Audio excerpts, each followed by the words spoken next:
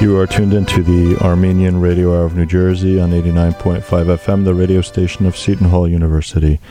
My name is Diran Jebejan, and joining us in the studio is Dr. George Bournoutian, as we know, the professor of East European and Middle Eastern Studies at Iona College, an author of, I believe it's over 28 books, and you know, you're in the presence of somebody. He's downplaying it, but pretty important when he has a Wikipedia page. He has his own Wikipedia page, and we're very, very happy that he's here with us today. Dr. Bournoutian, thank you for joining us.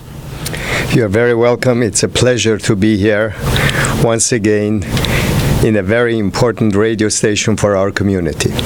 Thank you very much. The book that we're going to talk about first, we're going to talk about several things, but the book that you have that I mentioned 20 years ago, I took a course with you for a little while at Rutgers University. Many people don't know I was a student there for a very short period of time. And the history of the Armenians at the time was 2 volumes, A Concise History of the Armenian People, and now it's been put into one with over 100 pages added, like you said. And I can't believe this, translated into Japanese that you're holding in front of you. I want to know how that happens. How does the country of Japan, or the scholars there, the company, contact you and want to translate this into Japanese?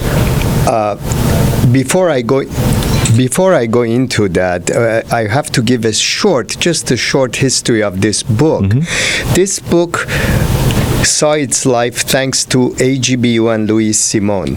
In 1993, I met Louise Simon, and she was always concerned that there is not a single book in English on the history of the Armenians from the beginning to the present. Mm-hmm. Simple enough, not childish, but simple enough for non-Armenians and for first-year college students and high school students to be able to read and find out an unbiased, scholarly yet readable, to place the history of the Armenian people not as a separate phenomenon, but as a part of the history of the world.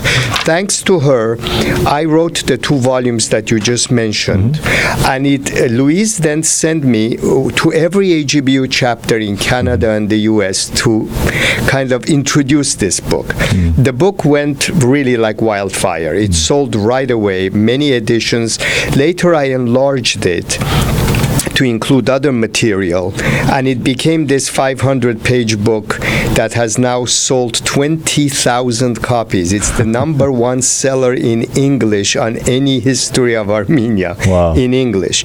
Then it became popular enough to be translated into Spanish. The AGBU in Buenos Aires translated it, sold out immediately. Then it was translated by the AGBU in Cairo into Arabic, then into Turkish, and the Turkish edition was beautifully prepared, and they did not change anything, including the material and genocide. Then, thanks to Artemis Nazarian of New Jersey, who financed it, it was translated into Armenian and Russian and printed. Now, an Iranian version but this was totally different. The Japanese one had nothing to do with us, Armenians here in the US or anywhere else. I was invited to give some talks in Tokyo on the history of Iran. There were professors there who knew Armenian fluently and who knew Persian fluently, who had studied in Armenia. And it was at their suggestion that they asked my permission, Professor Komaki, if he could translate it into Japanese. I gave them the permission. And by the way, all these translations were given free of charge. That is, I did not ask a fee or anything. As long as they translated it, they had the right to do it. And so this was translated into Japanese, and I asked, why are you so interested? Yeah. The answer, and it's a very interesting answer, Japan until 100 years ago was really a closed country. It's an island, as you know, far away, and the samurai tradition had kept them totally isolated, not only isolated, but xenophobic. They did not like foreigners. Yeah. So when Japan finally opened up, and finally after World War II, when it really opened up, Japan was thirsty to find out about the rest of the world. So Japanese tourists tourists, as you know, are now all over the world. They are going everywhere because they really are thirsty to find out. And there are many of them come to Armenia, many go to Iran. And so a number of them studied Armenian in Yerevan. And I met Japanese in Tokyo that spoke Armenian with the Yerevani Barbar, the street language of Yerevan, perfect, without an accent. And so there is a big interest about this non-major countries in Japan. And so now they are translating and publishing books on Armenia, Iran. And this is the second book. The first one they published was not by me, written by a Japanese about an Armenian genocide.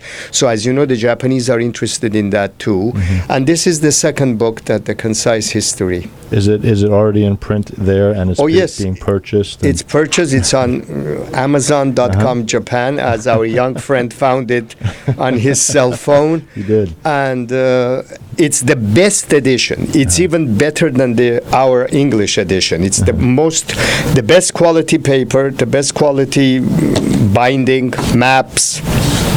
They really spend money on this, but it's the most expensive of the other versions. So, and it's being used in schools over there, as far as you know? It just came out in January, but already it got very good reviews, and apparently they anticipate large sales because they printed close to 1,200 copies, and that's a lot for something like this, for a first edition.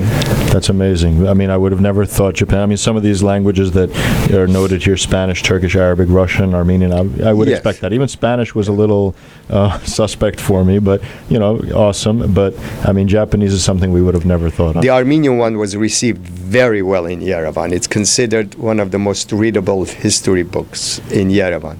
And I'm reading here that you were in Tokyo to present 2 lectures at the invitation of Sophia University. Sophia. How long were you there, and did you feel as though this would be something that would come as a result of that when you were there originally, or not at all? No, not at all. Yeah. I was there to give lectures on the history of Iran because, again, the Japanese are very much interested in the Middle East and Iran, and they have trade with Iran. So they buy oil, as you know, from Iran, even though we don't like it much. So what happens is I gave lectures, and the people who were in the audience were Japanese, but most of them not only spoke Persian, but they had most of my books. You see, the books you mentioned, whatever number they are, many of them are primary Armenian historians of the 17th, 18th, 19th centuries writing about history of the Caucasus, which was under Iranian rule. So these are books that are about Iran that owned that land at the time.